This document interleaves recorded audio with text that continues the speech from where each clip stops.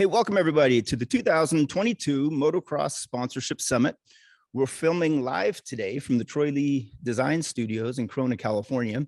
Thank you to Troy and Carly and Max for allowing us to do this. What a great set. Look at this. It's amazing. Nice place, great products. Today we have a full agenda. We're going to teach you why brands sponsor. We're going to talk about how to get the attention of a sponsor if you're looking for sponsorships. What do companies value? We're going to talk about all about agents and agencies, how to work with agents. What do agencies do? How do agents get paid? We're going to talk about how to get into the media, how to create value from media. We're going to talk about creating value in social media and how do you value social media? How do you put a dollar value on social media? We're going to get into all that. Because if you're not winning races and if you're not on the podium all the time and if you're not naturally getting media, well, you can still do things to get into the media and putting a value on that. And then finally, we're going to talk about decks and proposals, the difference between decks and proposals, what goes in a deck, how do you write a proposal, and how do you use them? So first, we're going to start out the first session, broken out into 5 different sessions. The first session is why do brands sponsor? Well, that's a good question. Different companies have different needs based upon what industry they're in, who their customers are, and what they do. For example, a retailer wants foot traffic into the retail stores. Manufacturer wants to prove functionality. Service company wants to make life fun because, you know, when you're buying insurance, it's not really something you want to buy. So you try to make it happy and fun, and they try to collect leads of potential customers. Food and beverage companies often want sampling, and they want you to try their product because no one goes out and buys food or drinks that they've never tried before. So there's different needs that companies have. Endemic brands, those are the brands that are in a sport. In this case, motocross.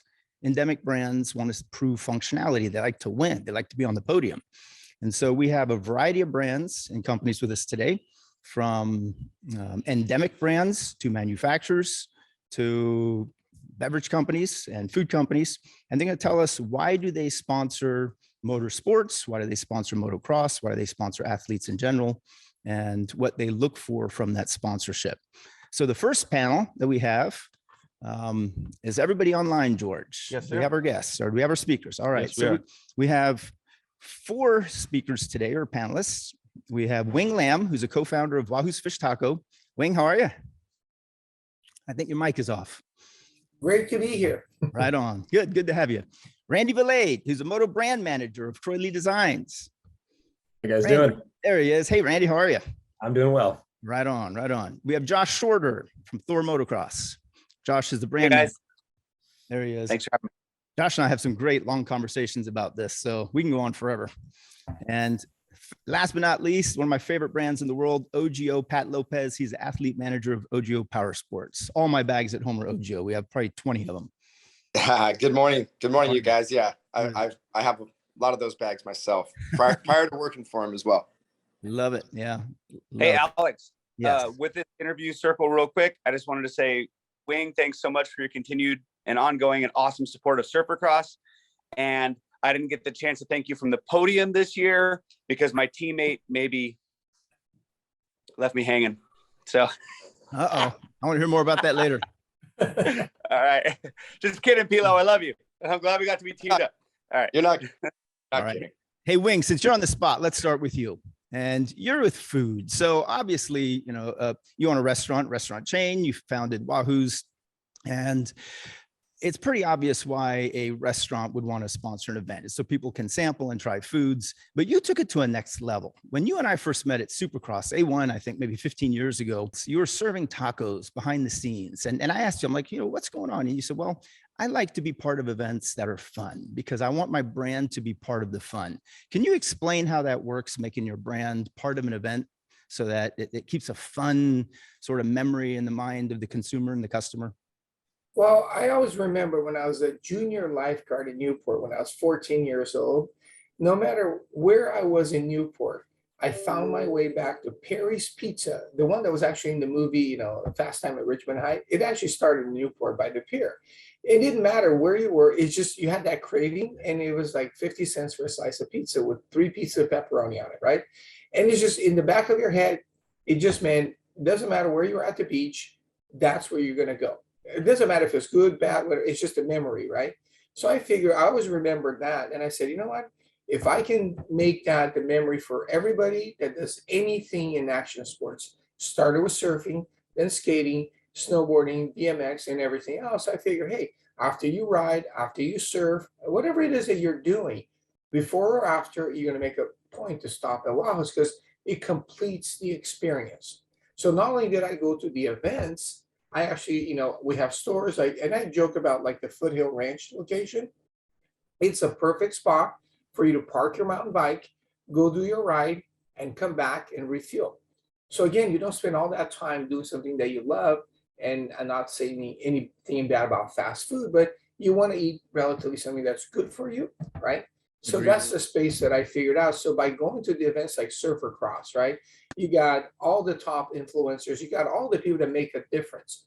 And everybody is looking up to guys like Josh, and they're like, hey, Josh, what did you do? It goes, hey, we did this really cool event. And guess what?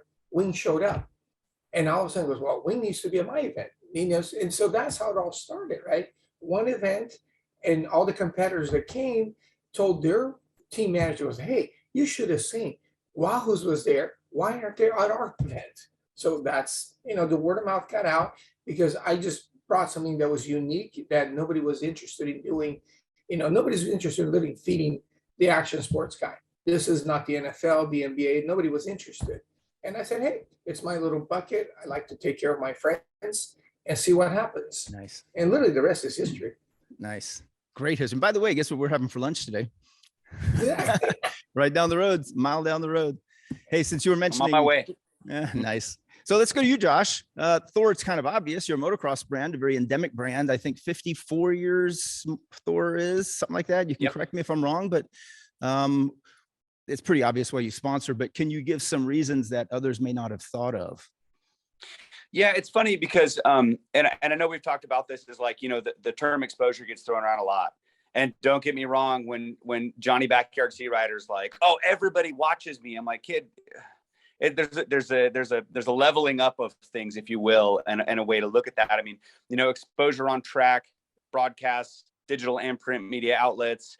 I mean, those do mean something to a brand like THOR with our longevity and our scale and our global appeal, especially from the riders themselves, their own personal output, everybody's got a microphone and a camera these days, right? Everybody has their own channel.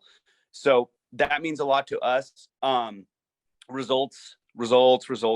I mean, this company was founded on racing and the need for competition apparel in the late 60s as the motocross scene and other racing disciplines kind of were burgeoning throughout the United States. So, competition is omnipresent in our daily efforts. Does this mean something to a racer or a trail rider? Whatever. Is it a useful product to make?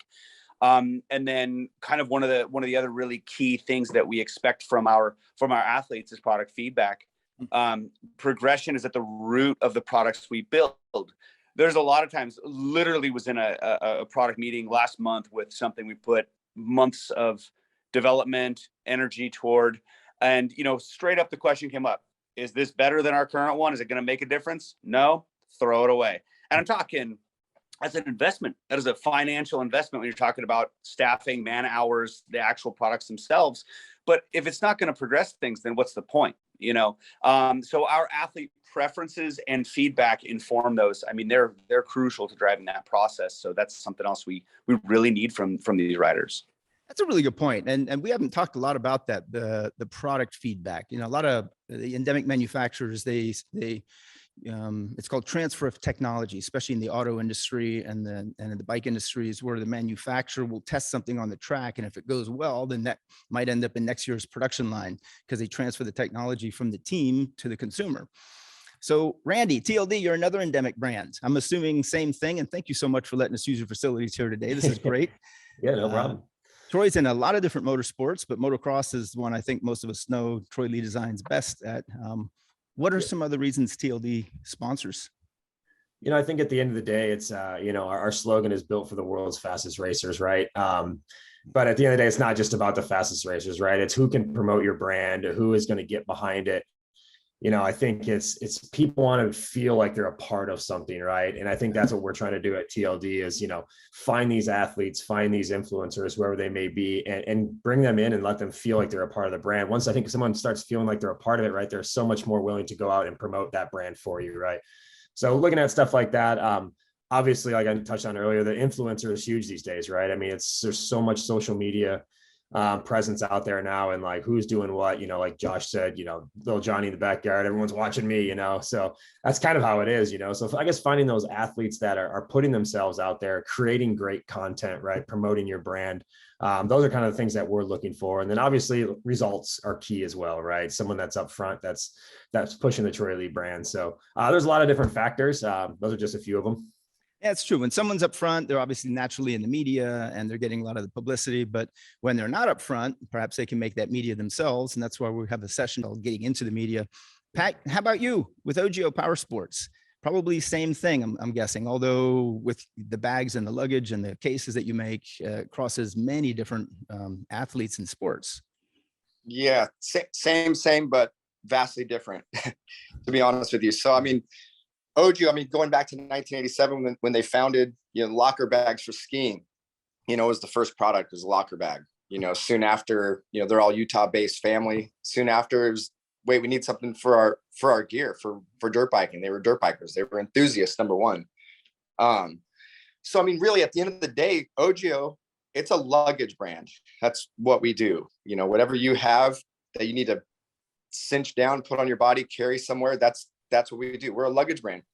And it's cool because a lot of the founding, fathers of the brand are friends of mine. And when I did take the position 5 years ago now, it was cool to be able to talk to them and kind of have their, sort of them stoked that I've kind of now had the reins, with a really good crew behind me. And I remember Andy Bell told me, he goes, you know what, at the end of the day, we're a luggage brand, but once I kind of passed it out to all the boys, the first freestyle guys, the fun prints, what Wing said before, it made it a fun brand. And it made, like Randy, I think mentioned, it made, the Louis Vuitton bags and all that. It made people feel like they were part of it. And there was a story behind their bag.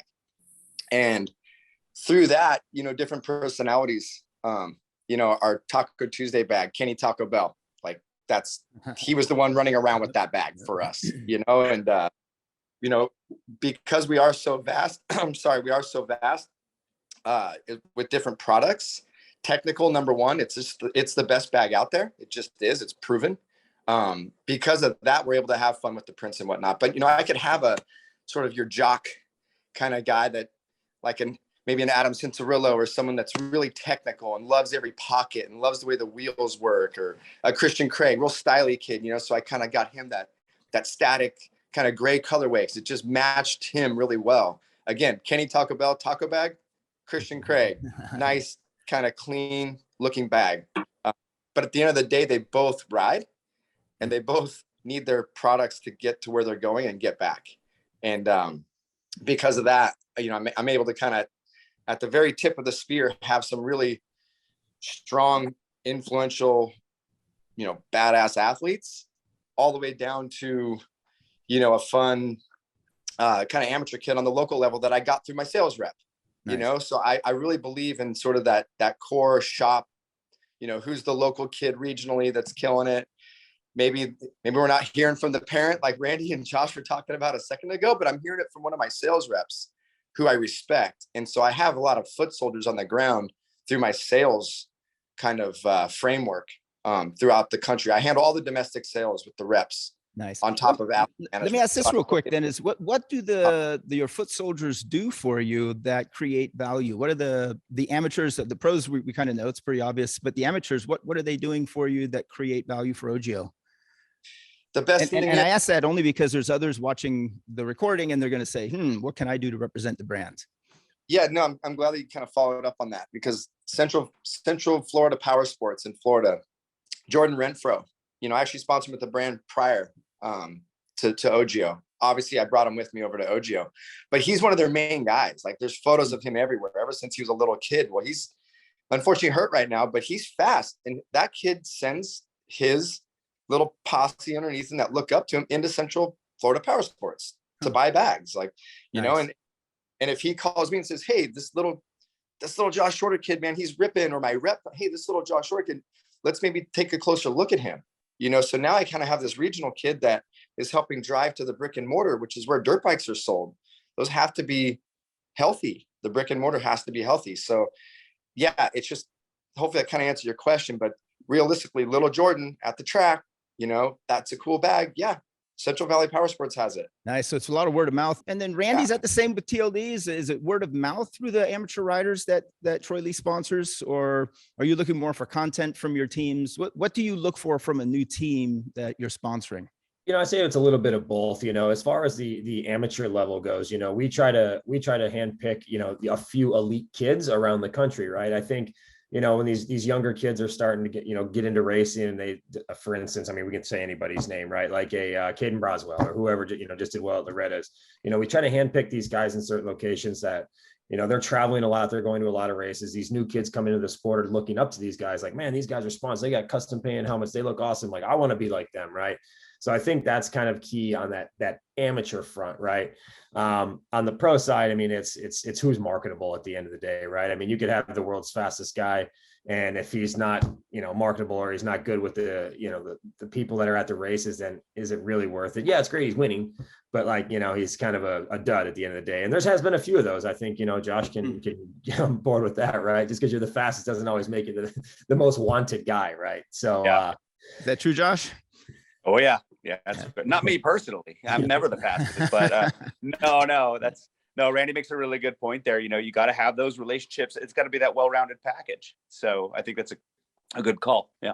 Do you expect, Josh, do you expect more from your pro riders than you do your amateurs? Or let's say, the new team that perhaps is representing, because there seems to be several tiers of sponsorship. You got your pros at the very top, then you got just sort of the general people that might be getting product sponsorships or in kind. Are there different expectations of each? Yeah, it's scalability. It really is. It's that whole, projection, right? Hey, I'm going to be this someday. Well, if you're little Johnny and you're coming up and you want to build toward that goal one day, start with professionalism at the top level. Starting at the top level, what we look for is, professionalism with a strong consumer facing presence. You've got to be in front of these people. So Randy says, hey, you see the number one guy out there, but if nobody wants to work with him, there's something to be said for that. These teams need to speak to our end consumer, true motorcycling and racing enthusiasts in an authentic manner. Nothing gets more authentic than the AM level. Those people are into it. You go to Loretta Lynn's, everyone there is invested in more ways than one in the scene. Whereas if you go to Supercross, it's entertainment, it's the big show.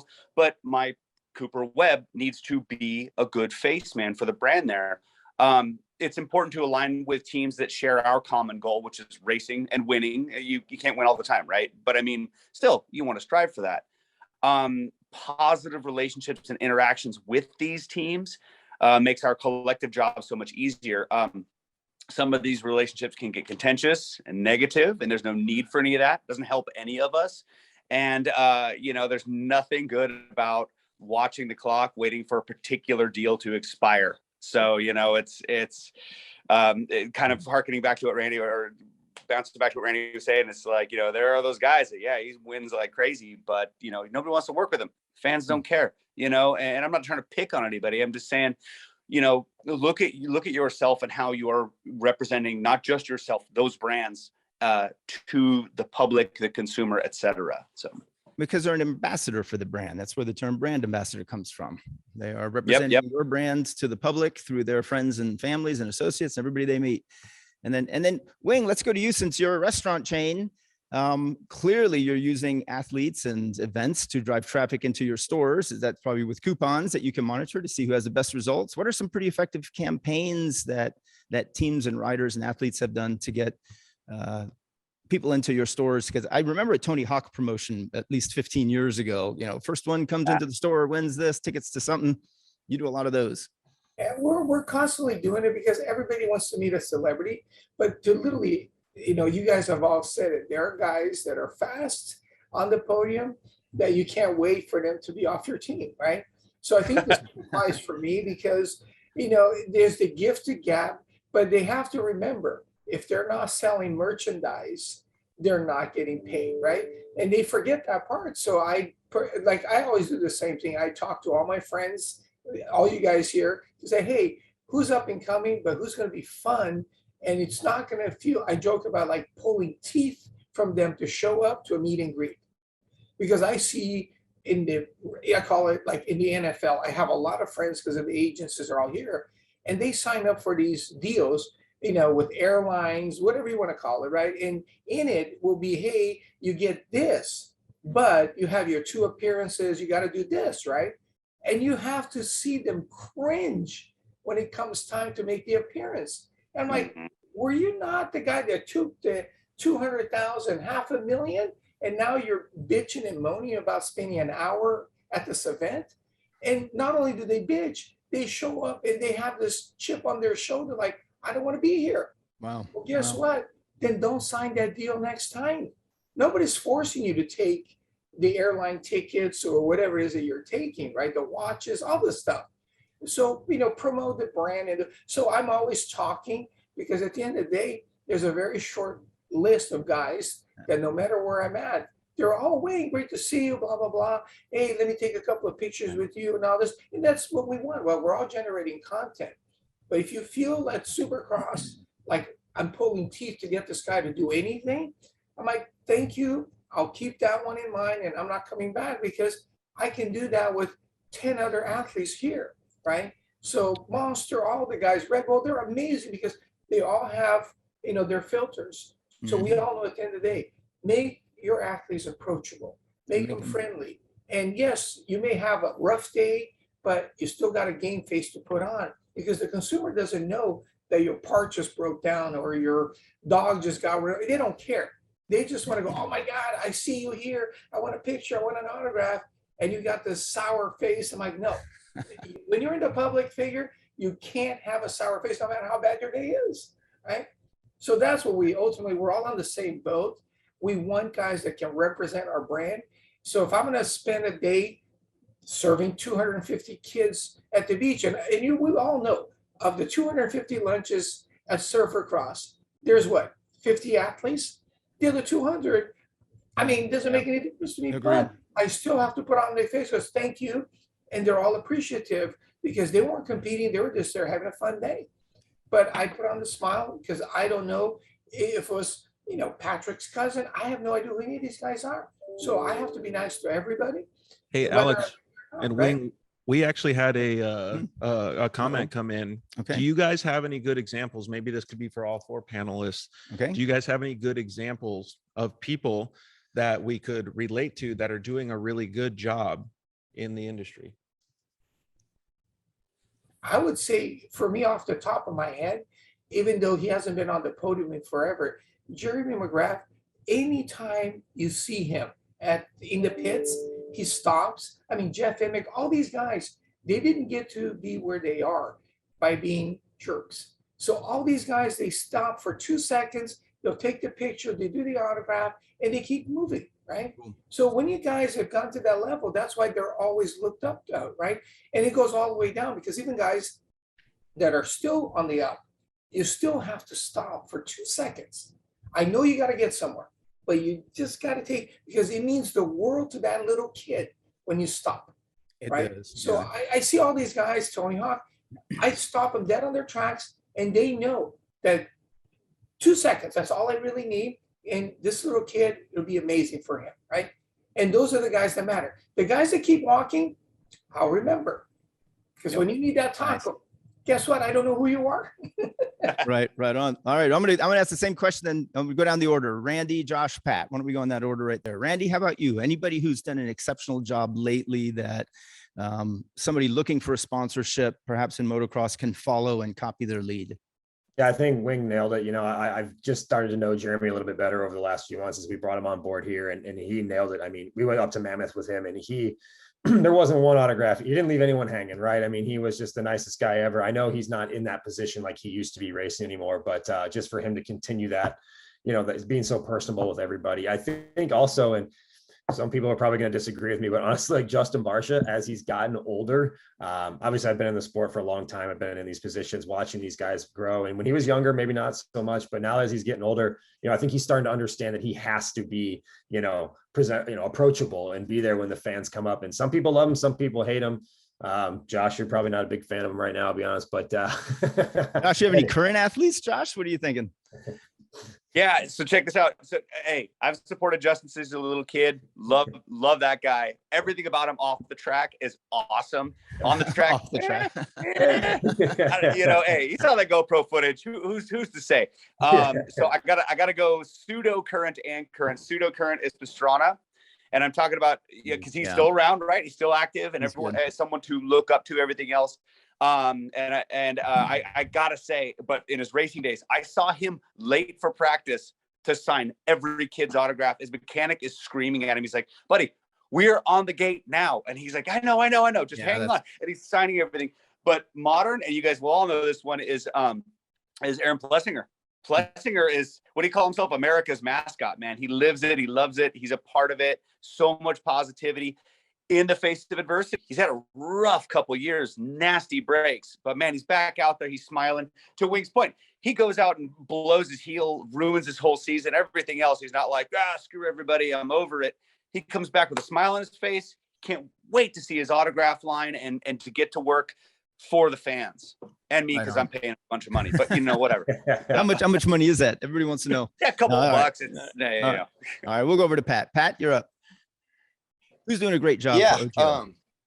I honestly, like, for me, we're all fans first, number one, and we've all been doing this for a while, watching it, like Randy said, just these kids come up. I like relatable athletes personally. Like, it's just the coolest thing. And I think El Hombre, Jason Anderson, his results, results are easy. You just look at them. There they are. That's black and white. So he gets results. So he's like that racer guy that everyone knows could go 70 minutes every weekend. Which is cool, talks to that kind of person, but then he's super relatable on his Instagram, his friends, his art, just like everything, I love that about him. And then I think on kind of that free ride side, which again, I love free ride because again, it's relatable. They go ride just places that we could all ride. We can't ride Supercross tracks. I couldn't do it anyways. Randy could possibly still, I don't know. I think everybody at Troy Lee Designs can ride Supercross and Motocross. But I love Twitch. Randy's gnarly. But on the free ride side, I think Twitch, Jeremy Stenberg, he has a really cool family. Like, he's a committed husband, a committed father. I think that's really cool. And then at the same time, he rides a dirt bike still into his almost 40 years old. He supports his friends. I think that comes off in his Instagram. I mean, his Instagrams blows up. All of his numbers are really, really good for engagement, but you could see that he has this crew that almost might relate to us, like, oh my gosh, that person's like that buddy of mine and whatever. And he supports the industry from within. That's stuff that I know, but I think on the outside of social media does a really good job of just being relatable. And then I think for the amateur kids coming up, Talon Hawkins to me is just really fun to watch ride a dirt bike. Obviously Husqvarna Rock Stars noticed it and they're putting effort towards him. But again, his Instagram, it's relatable. He can make fun of himself. And at the end of the day, he goes really, really fast, which is always fun to watch. But he surfs. He just kind of does a little bit of everything. I think he's not super stylish. Hey, Pat, you're cutting out. So I'm going to head over to Randy real quick. All three of those guys are not super siloed. Like, yep. Pat, I'm going to run over to Randy. Your audio cut out. We had a hard time hearing you. I hear a lot about content and Instagram and social and what these guys are doing. But it's also not about exposure. There's a lot of things companies and brands want other than exposure. If you wanted exposure, you could just go buy it in the media yourself. You can run ads in a magazine. You can buy a commercial on television. You can get a billboard on the freeway. You can put up banners. What can teams do other than exposure? And obviously using social media and driving traffic. What can new teams that are looking to approach Troy Lee Designs, for a sponsorship, what can they do to get your attention? Knowing that everybody's out there sending decks and proposals right now to you, what can someone do to stand apart? I think it's a good presence at the events, right? Are they promoting your brand at these events? It's not just a sponsorship deal where hey, thanks for your money. Hey, thanks for the product. And we'll just move on, and that's obviously hard to find if that's going to work in a deck, right? I mean, sometimes you just got to take that risk and hope that it's going to work. And, but I think, just promoting your brand at these events, whether it's, Now, what about someone who's not yet sponsored, but wants to be sponsored and he's trying to get your attention? Someone who's watching the recording saying, I need sponsorship in motocross, and I need some brands to support my program. How do I reach out to these guys? What would get your attention to potentially consider them for a sponsorship? I think it's what they can do for you at the end of the day, right? I mean, you're the one giving them the money. What can they do for you that's going to promote your brand at these events? I mean, like I mentioned earlier, Josh has been in this situation, right? You sponsor guys and then you're like, down the road, you're like, man, maybe that wasn't the best deal, but it wasn't panning out how you thought it was going to pan out. But just what can they do for you? I mean, how are they promoting your brands? Can we work with other sponsors within their team that promotes all of our brands together? Just a key one there. Yeah, just consumer awareness at the end of the day. That's our biggest thing that we're looking for. I mean, especially on the apparel side, there's a lot of brands in this market, right? And it's a very tough market for some of us. So what can we do that's better than the other brands at the end of the day? People seeing our brand more than the other brands, just stuff like that. It's just what is their reach and what can they do for us? Right on. Josh, you mentioned you. Is that true? You know what? The thing about decks and proposals, again, we're looking more on the amateur side of things, right? If you're Cooper Webb, kind of have an idea who you are. Right. But talking about proposals, talking about decks, and Alex, you and I touched on this the other day, is what to do, also what not to do. One thing, it's a nitpick for me, but there's more to it, is spelling and grammatical errors. We no longer use a pencil and a typewriter to submit our resumes to a prospective sponsor. Those little blue lines that pop up on your screen mean something. You made an error, fix it. It may seem shallow, but to me, this indicates a lack of care about how the athlete represents themselves. What other small things or even larger issues would they neglect during our relationship? How do they come off to fans on the podium or in an interview?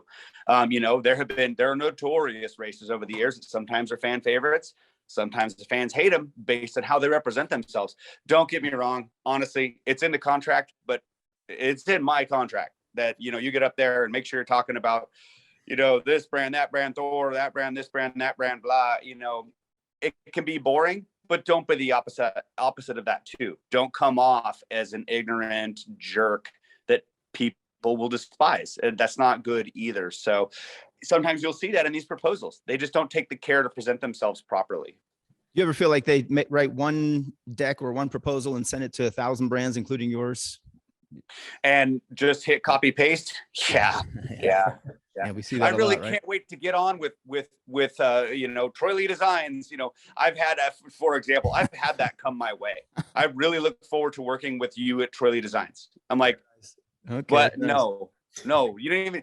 You look at my email address. Come on, are you serious? It's like, pay attention, people. It's not that hard. Yeah. And another thing that was just mentioned was the B2B. We were talking about representing other brands and knowing who your other sponsors are to make sure that they work together. Wing, I know you work very closely with Monster Energy and obviously the Supercross series. How do athletes, how can they sort of attach a brand to other companies and utilize the B2B to create value for Wahoos or any sponsors for that matter?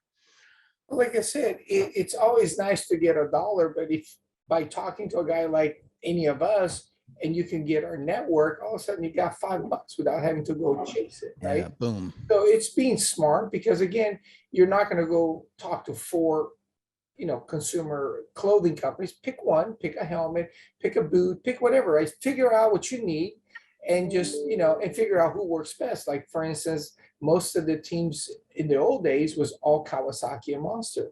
Today, I think they got Yamaha. I mean, they got I think across the board riders on almost every team, right? They're still the factory team, but you have a lot of these synergies. So it's easier because of, oh my God, if I ride for this guy, these are the other things I could probably get. And again, once you make an impression with any of us, right, it's going to be easier to get, hey, by the way, I need the goggle guy, right? Well, let me call Oakley or whoever, right? So it's easy once you have the reputation to get that referral. So it makes sense to have us as a team. And again, we're all friends. I mean, yes, there might be a boot and a clothing and then a different one for another guy, but it's all there. I mean, there's only so many brands at Supercross, and I can literally walk from one end of the parking lot to the other And everybody goes, hey, Wing, what are you doing here today? He goes, well, I'm going to be over there. I'll be with Troy Leo. Well, I'll be over at Kawasaki. They're like, okay, I'll come and see you, right? And that's what we do. We just try to all work together. Because at the end of the day, for me, I want to believe I'm one of the few food guys. I would say the only other guy that's in our backyard that's kind of a little bit in is Chronic Tacos. Other than that, it's you just go right to McDonald's and that. I think what's his name? The guys from the hot dog, the Winter Schnitzel guys kind of came in a little bit. And I don't know if they're still in. Last I talked to, I think the guys from Joe Gibbs, I think they were out, right? But they make another appearance, here or there. So again, it's all, hey, we're all gonna have fun. There's plenty of room. And I always welcome, all my friends to come in and go, hey, it's less work for me the way I look at it. So I used to do 2 days of Surfercross. Now, since Winter Schnitzel came in, I only do 1 day. It's fine with me, right?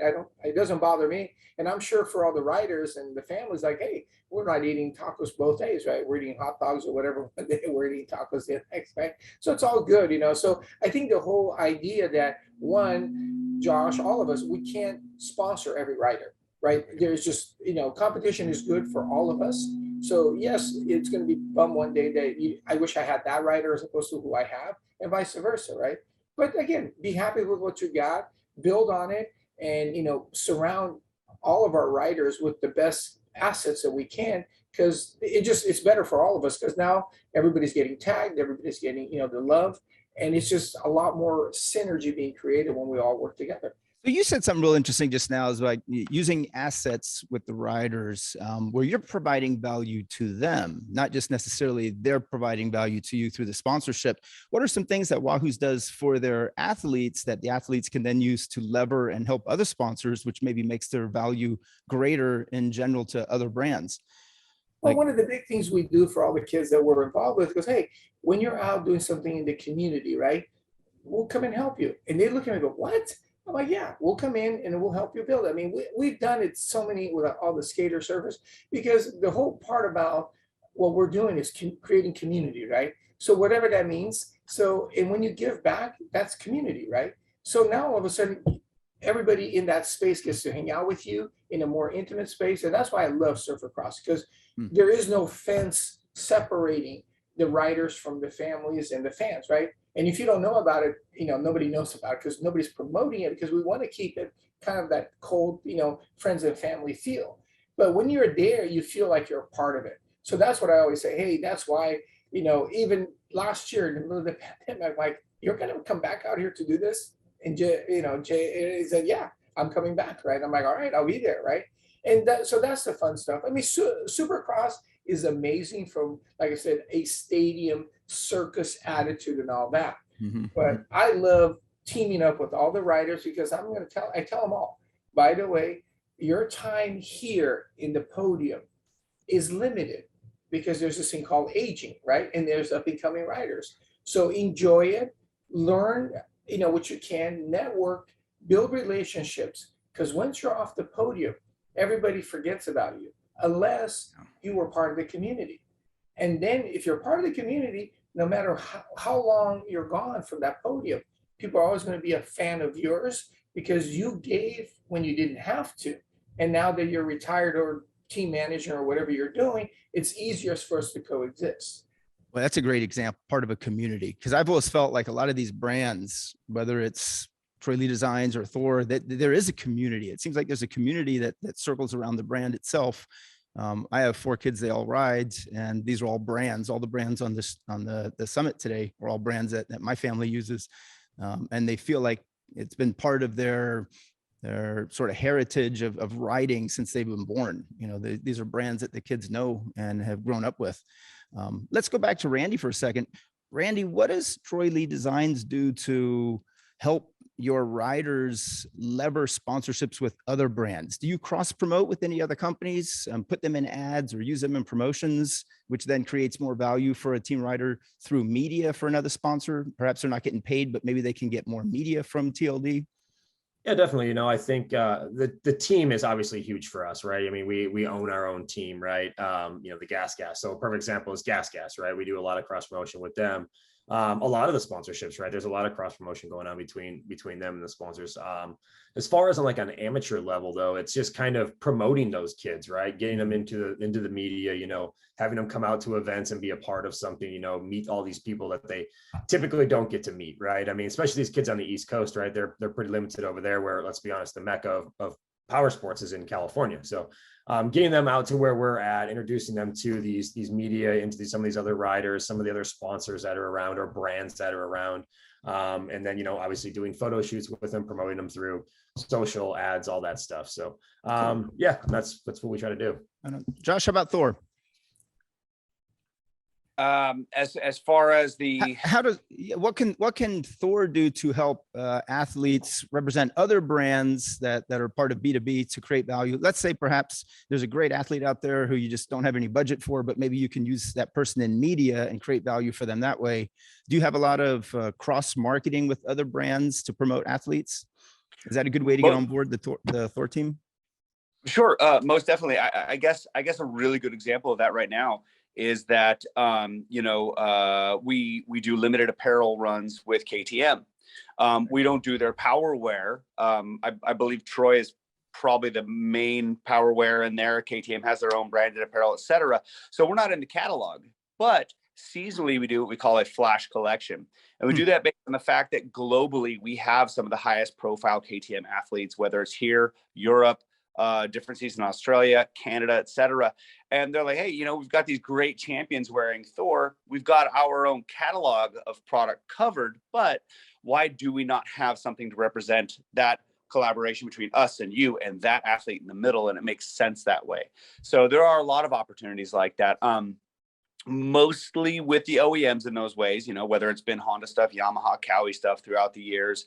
Also, you know, Star Racing Yamaha, we do an apparel collection with them. And it's kind of funny, you know, we do that for not our own selfish purposes per se. It's really cool to have in my book to be like, check out the Star Racing collection. But man, those guys can't get enough of it. They're like, hey, I need another box of apparel, you know? So it's kind of cool to see that work out. Oh, we made something that wasn't just a selfish pursuit. It's something that whether it's the riders, the mechanics, their families, all the way up to, you know, Bobby Reagan himself, you know, hey, I need to get more of this product in here. So that's a good feeling for us. You know, it's like, yeah, it's business, but we're doing something right that people are into. You just said something interesting. It's not just the rider, but it's perhaps the family and the mechanics. When you do a sponsorship, you consider it just with the athlete or with the entire team? It depends on the setup. Depends on if it's a singular athlete, you know, they'll get an allotment of goods, etc. If it's something like Star Racing, our product investment on a team that grows every day. How many guys they have on the gate this weekend? 37 or out of whatever, you know. So our product commitment is pretty big on that one. But that's the truth of it. It's, you know, it's not just those guys on the track. It's the guys and gals that keep them on the track. And if their parents want a t-shirt and a hat, I mean, what am I going to say? No, tell them to go buy it somewhere. You know, I mean, you got to take care of the whole network, that whole community. And Pat, is that the same with you and Ogio Powersports? When you sponsor a rider, are you sponsoring their family and their team and hoping that the entire community around that athlete is representing the brand? Or are you more focused just on the individual athlete? You know, kind of what Josh said, it's both. It is both. I mean, there's some athletes that warrant, you know, they're high level. You want to keep them happy. Most of them that I work with are happy.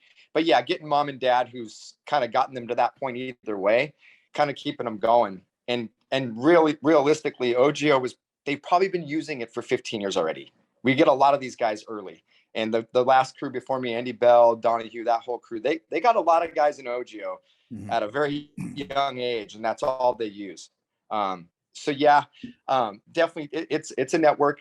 It's a network of people. Hopefully you guys can hear me okay. But it's better that time. Yeah, it's a okay. It's a network of people, and then the co-brands. I mean, we work with Ducati, Dainese, KTM. May have lost you again. We heard KTM, and then that's all right. So let's ask. I want to ask everybody real quick. If a team Motion wanted Pro, to, but yeah, we're able to kind of. Go ahead. I think the audio just caught up to you, so we had a little delay there for a second. Sorry about that. That's wireless. That happens sometimes, I guess.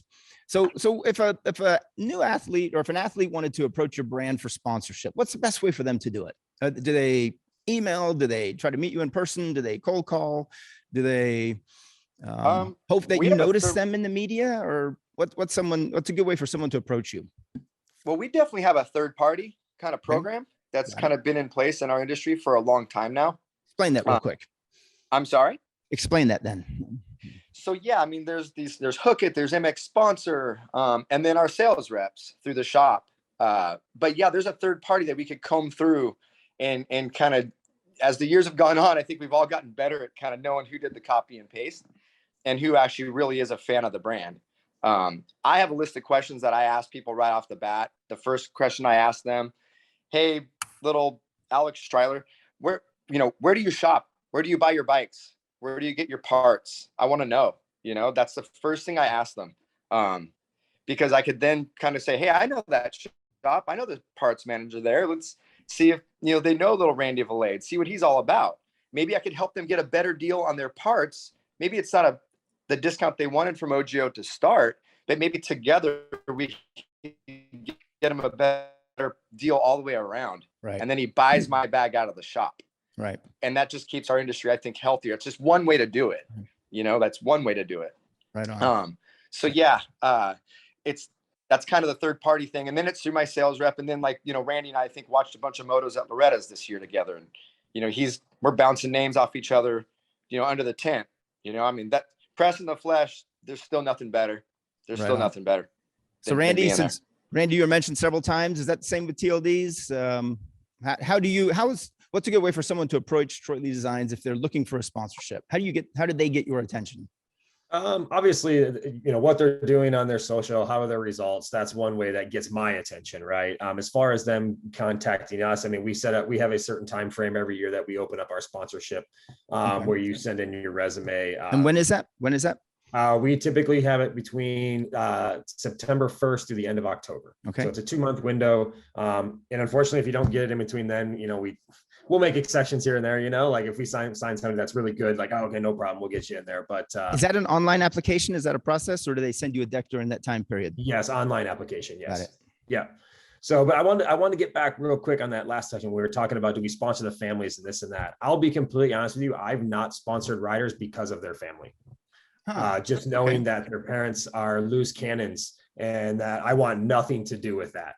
So just so if, people that are listening, it's about the family, right? It's not just the rider all the time, right? I mean, the family's going with this rider to all these events. And if they're not going to promote your brand in a good way and not people don't like them, then I don't want to be a part of that. So I just want to bounce off that real quick. Cause I think that's huge. I've been doing this for a long time and I've seen some pretty crazy families and I'm like, whoa, all right.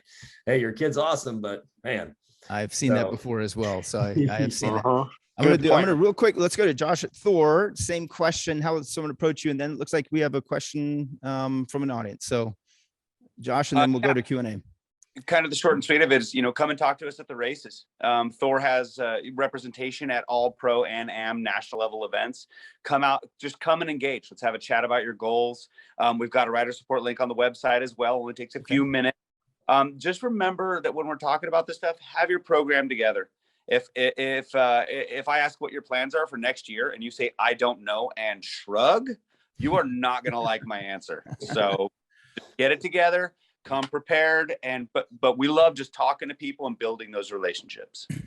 And I suspect that you're speaking for everybody on the call right now. So, hey, George, we have a question. Yeah, so we just had a question come in that said, how important is social? And I think that there's a little bit more detail in that question, meaning like what Randy had said, showing family and understanding, how far do you guys dig into it when you do want to understand what people are actually doing and how they're representing themselves on social media? So we will have a whole segment on social, a whole session, about an hour worth. But if any of you want to jump in, and how important is social to you? Yeah, absolutely. It's one of the first things we turn to learn more and figure out more about that person. And again, for better or for worse. And, as I just mentioned, people who really have their story together, have their plan together, have their selves represented in the best light, that comes through great. And it means a lot to us. So. That's interesting. You said to learn about that person. I hear that all the time, where a brand will research somebody online and go to their social media to see who is this person and what do they do and how do they represent.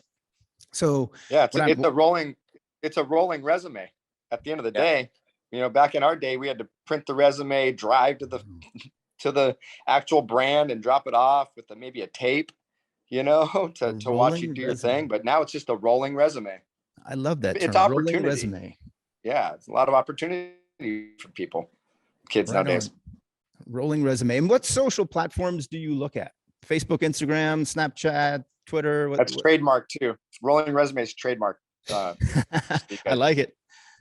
Paid every time you use it. Rollingresume.com. Here we go. It'll be by the end of the day. Yeah, by and large, Facebook and Insta for sure. You know, Insta seems to kind of dominate on the younger market. You know, the older generation like myself still use a little bit of Facebook, you know, so it just kind of depends. Also, that depends country to country. You know, if you look over at Europe, Instagram is not as widespread as Facebook is. So it also depends. There's a regionality there too. So. Okay. Looks like we have another question. Yeah, actually on that same lines.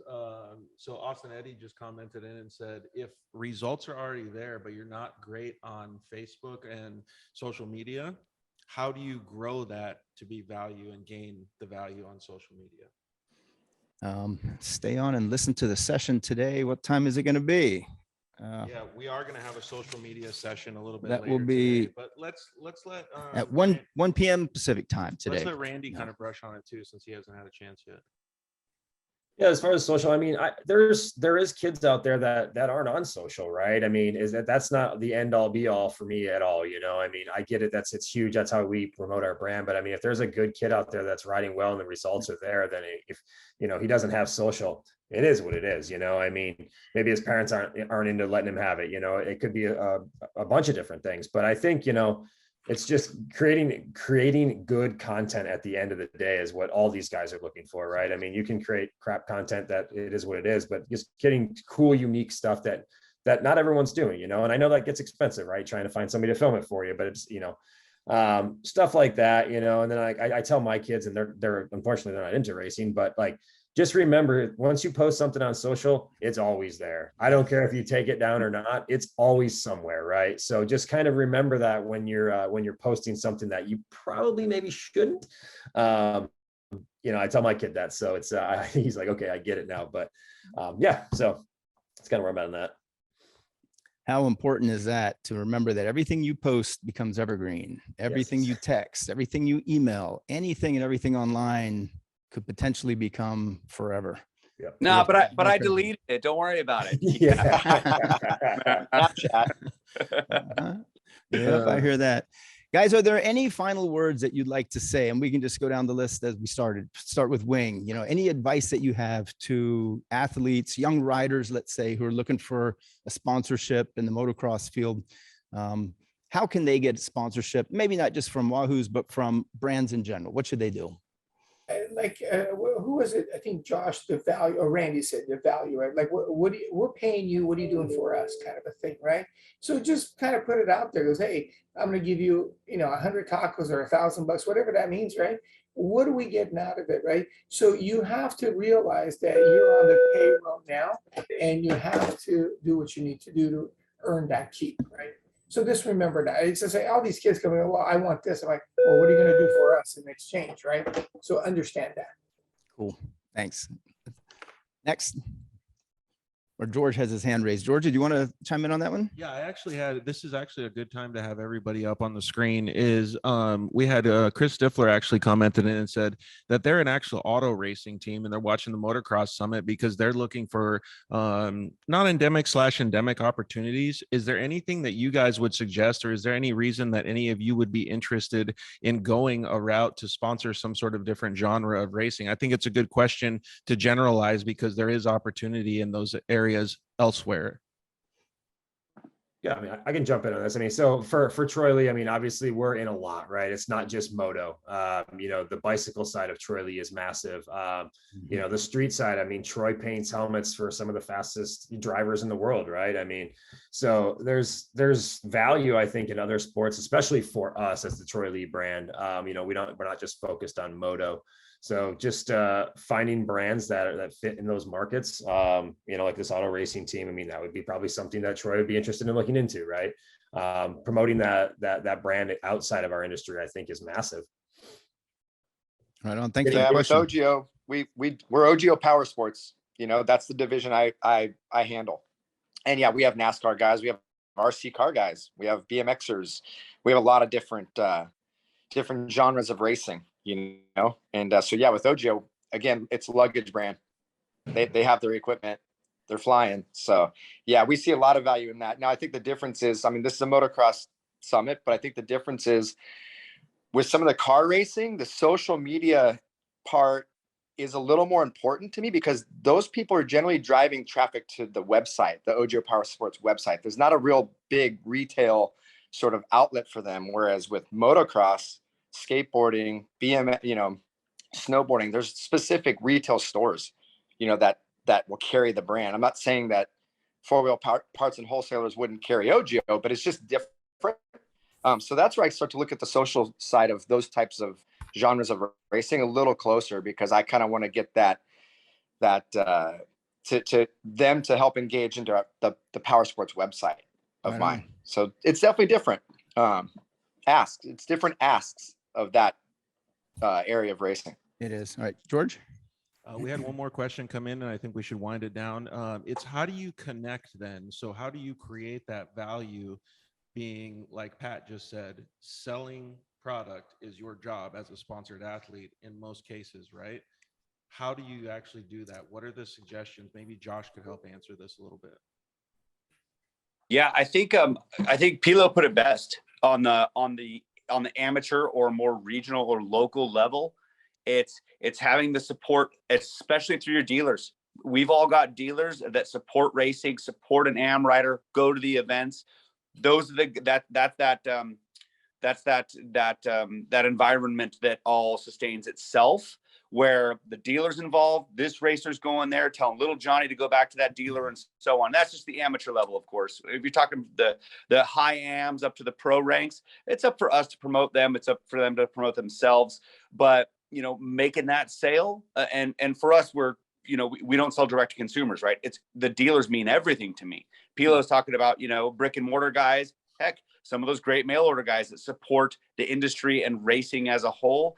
That's where it means a lot to us.